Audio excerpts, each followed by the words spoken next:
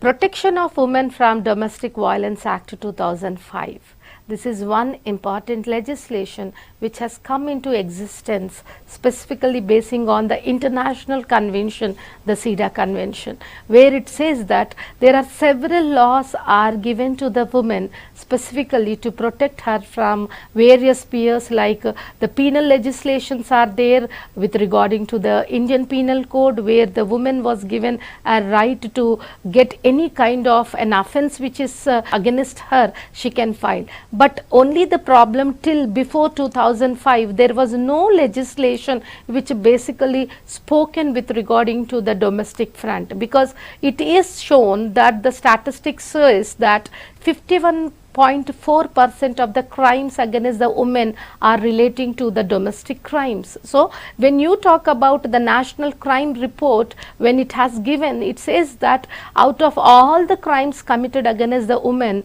the important crime where we look into is the domestic crime. Now coming to the definition of domestic violence, which is laid down under section 3 of the Act, it says that for the purpose of this Act, any act, omission, commission or conduct of the respondent. So here it says by way of act, where the respondent is trying to commit a particular act, or where he is supposed to do an act but he was sitting idle, that is omission. Where every person in a family will have certain responsibilities. If an respondent failed to perform his responsibility and omits that particular responsible act, or if he commission, or sometimes through his conduct,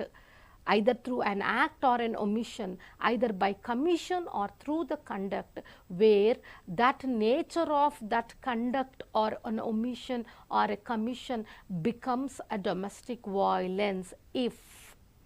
it harms or injures or endangers the health, safety, life, limb or well-being of that particular aggrieved person, who is obviously a woman. So this particular nature of a person, that particular nature of a person, either by an act or an omission or a commission or a conduct, if it is giving a kind of an injury, or it is harming the woman, injuring the woman, endangering the health of the woman, safety of the woman, limb or well-being of the woman, whether this kind of injury, whether it is a mental or physical of aggrieved person, that amounts to the domestic violence. Hence it says domestic violence includes causing physical abuse, sexual abuse, verbal abuse, emotional abuse and economic abuse. So it divides the abuse into 4 categories, where the nature of the respondent through his act, omission, commission or a conduct, if he is trying to harm that woman, injuring the woman or the health of the woman, safety of the woman, whether it is a life or a limb or a well-being of the woman, causing her either physical abuse or a sexual abuse, verbal abuse and emotional, verbal or emotional abuse and economic abuse, amounts to the domestic violence. Now when you look into this abuse, the explanation 1 of the section 3 gives, when you say a particular abuse can be treated as a physical, sexual, verbal and economic abuse, when there is an actual act or through the conduct where a person causes a bodily pain, harm, danger to the life. Here it may be beating, it may be pulling her, dragging her, pulling the hairs, or assault,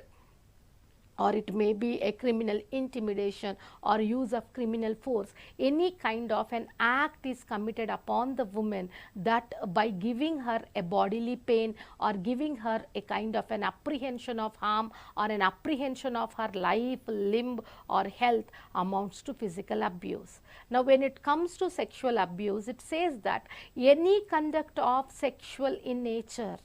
that abuses, humiliates, degrades or otherwise violates the dignity of woman. So where any kind of an act is committed by any member who is in a domestic relationship where he tries to abuse that woman, humiliates the woman basing on the conduct of the sexuality, by which they degrades that particular woman, and by which the nature it violates the dignity of the woman, we say it is a sexual abuse. Third kind is the verbal or emotional abuse, where an insult, a ridicule, a humiliation, or name calling, or insulting, or it may be calling her as a banj, calling her that she doesn't have children, or she is like a prostitute, or making a repeated threats to cause a physical pain, or all the time doubting on the woman, or a kind of a behavior totally isolating the woman, any kind of a verbal or an oral behavior which makes a woman a kind of, I mean, say the pain, especially the emotional pain to the woman, that amounts to the emotional abuse. And third category which has been recognized under this particular domestic violence is economic abuse, where it says when a woman is entitled to any kind of economic or financial resources, if there is a deprivation of her any economic or financial resources, that is treated to be an economic abuse. Like if she is entitled to get a salary or a money where there is a stoppage, not giving a money to her, or it may be disposal of household effects, like if she is the owner of certain property, maybe her Sridhana, or she brought a property without her interest, they are trying to forcibly disposing her properties or alienating her assets, whether they are mobile, immobile, jewelry, clothes, etc., and prohibition or restriction to be access to the resources, like if at all she is entitled to a particular economic resource, like she kept certain her jewelry in a bank, but husband or in-laws are not allowing to open her locker, so here there is a restriction, even not giving her maintenance which she is entitled to, all is treated to be a part and parcel of economic abuse. So this, under this particular act, there are various kinds of abuses has been explained, like physical abuse, sexual abuse, verbal and emotional abuse, and economic abuse. So if respondent commits any kind of these abuse, then we say there is an act of domestic violence, and that too, all this has to be committed by the respondent upon the aggrieved person in a domestic relationship out of the shared household. Then we say there is a domestic violence. Now once there is a domestic violence, how to go about it? There is various persons which are included under this particular act. Now in a nutshell, let me explain you how to go with that. First thing is, there is a person, authorities like protection officer. Now when you talk about the protection officer generally the police officers will be basically has been taken as a protection officer. So when an aggrieved person is has been tortured by the domestic violence, then she can directly go to the protection officer, where the protection officer will take her complaint, which we call it as domestic incident report. He will take the domestic incident report, and because the members are being a family members living in the family relationship, they will try to call the respondent, and in the beginning a conciliation procedure will be taken in. So from the day one, when she files an application, within 3 days of the application they have to take up that particular matter, and they have to give the notices to the respondent, and after that they have to give go with the pre-trial conciliation proceedings, and even then the respondent is not listening, then the matter will be referred for the magistrate orders. Likewise, the second is the service providers. Most of the service providers, we have NGOs also today. Under the Nirbhaya event, even the Bharosa teams are there, where they will provide a kind of a service to the people. All the NGOs which are working, and especially under the the aegis of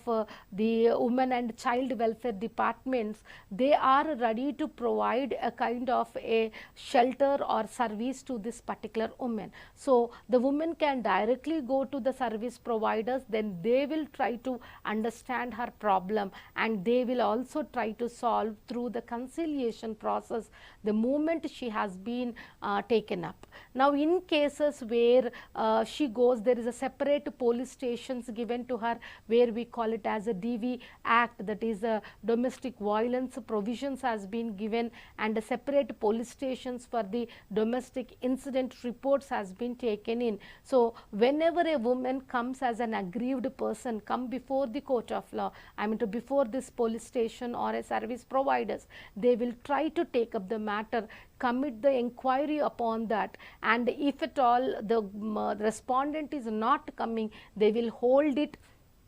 I am say ex parte, and they will start giving that, depending upon the nature of the violence committed upon that particular woman. If they think they have to provide, now other personals, like we have the service providers, there is a welfare authorities are also there. Now if at all the woman has been removed from her household, then till the magistrate gives an order, a separate shelter homes will be given to the woman. In case she has been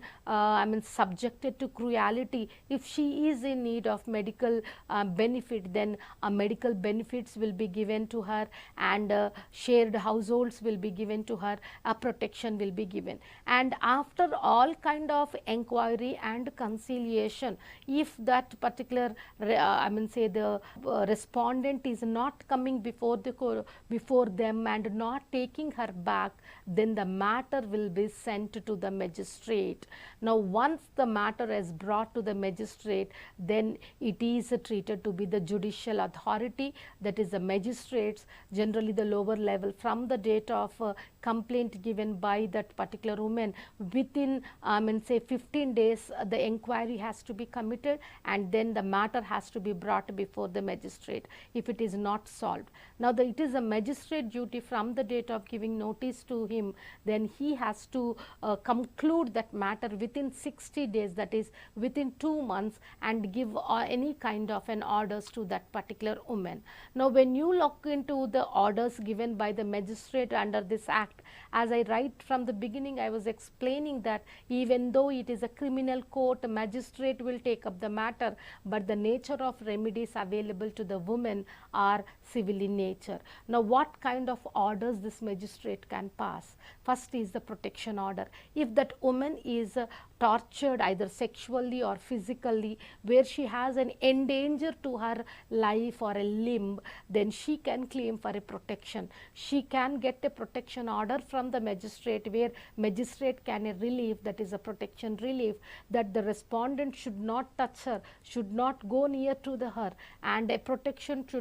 will be given not only to her but also to her children or minor children or anyone who had a kind of a threat from this respondent. Number 2, if she has been thrown out, then a residence orders can be given by the magistrate, what we call it as shared household. So the magistrate can say that he can pass an order saying that respondent will be directed to take back this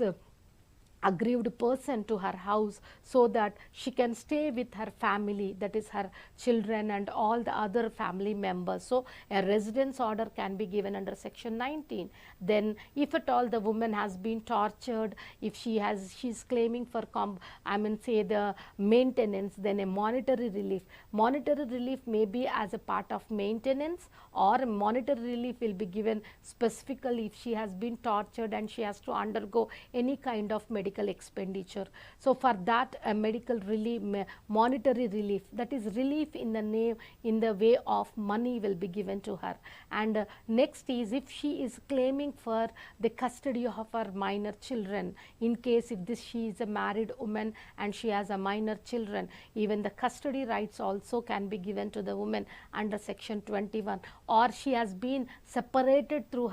with her children, then also she can claim for custody orders. orders, and finally the compensation. But for the act of violence, if there is a cruelty by the husband or the respondent, whoever it is who are with the domestic relationship, they can get the, the woman can get the compensation orders also. Now these are all the orders which are in a civil nature. In a civil nature, where she can get a protection, she can get a residence, she can get the custody of her children, she can claim for maintenance, she can claim for, the compensation and monetary relief. So when you look into all the remedies available to the woman under this particular act, all the remedies are civil in nature. But in case if after passing of this particular award, that is order from the magistrate, if the husband or the aggrieved, all the respondent, may be mother, may be father, aggrieved person is a woman,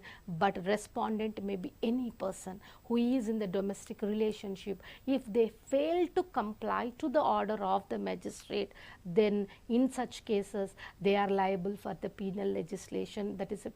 liable for the imprisonment, where depending upon the nature of the act, the imprisonment goes with. And at the same time, this act is an act which is comprehending that particular woman. She can, in addition to the DV Act, that is this present act, she can also go concurrently and file a petitions under the various legislations. Like if she want to separate from her husband, then she can go under the personal laws. If she want to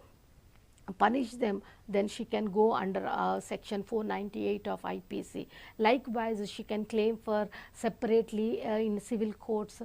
divorce matters or maintenance or any particular provisions under IPC. Like we discussed several the offences under Indian Penal Code. So along with the DV Act matter, that is along with the filing a petition under this present act, she can even go with the civil laws as well as the criminal laws, in case the nature of the domestic violence comes within the purview of that particular